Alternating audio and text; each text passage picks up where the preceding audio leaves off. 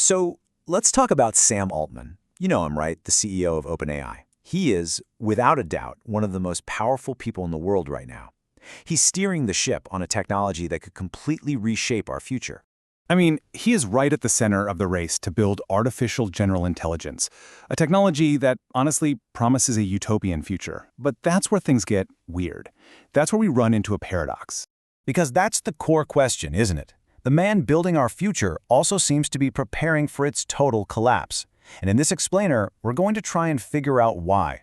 To really get this, you first have to understand that there are kind of two Sam Altmans. There's the one we all see in public, and then, well, there's the one who exists behind closed doors. Okay, so on one hand, you have Public Sam. This is the guy who testifies to Congress, looking calm, totally reassuring everyone, calling AI just a simple tool. But then you have Private Sam, the guy who reportedly owns a doomsday bunker, stocked to the gills with guns and supplies, totally ready for a catastrophe. One is telling the public everything is fine, while the other is literally preparing for the end of the world.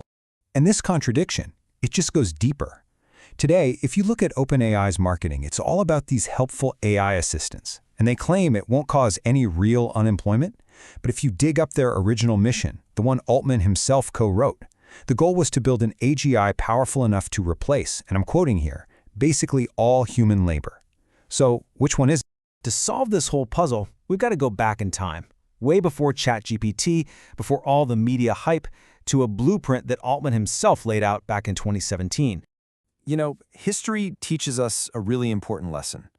When someone writes down their plans or their warnings, you should probably take them seriously. Think about it. So many major world events were outlined in advance, but people just dismissed them until it was way too late. And that's exactly why Altman's early writings are so incredibly important. And here it is. This is what he wrote.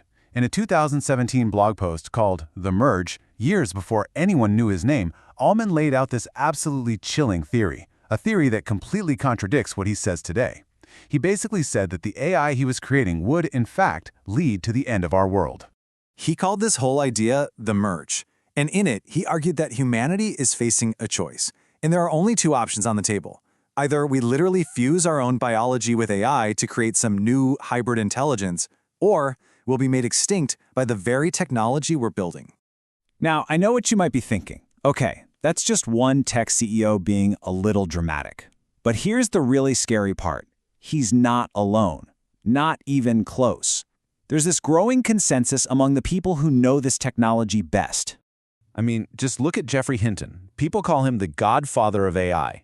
He actually quit his super senior job at Google just so he could go around and warn the world that these AI systems could develop their own goals and eventually overpower us.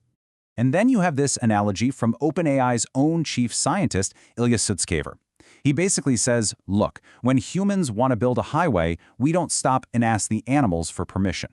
His biggest fear is that one day we are going to be the animals in the path of a super intelligent AI. And Mustafa Suleyman, who now runs Microsoft's AI division, he puts it even more bluntly. He says these systems are not a tool, but could be a new kind of species. Just let that sink in. These aren't critics yelling from the sidelines. These are the actual architects of AI, and they are all sounding the same alarm. So the big question is, how soon could this all happen? Well, according to Altman and this whole group of top researchers, AI could surpass human intelligence in pretty much every way in as little as 1 to 5 years. And I really can't stress this enough. Just a few years ago, this was pure sci-fi fantasy, right? Stuff for the movies.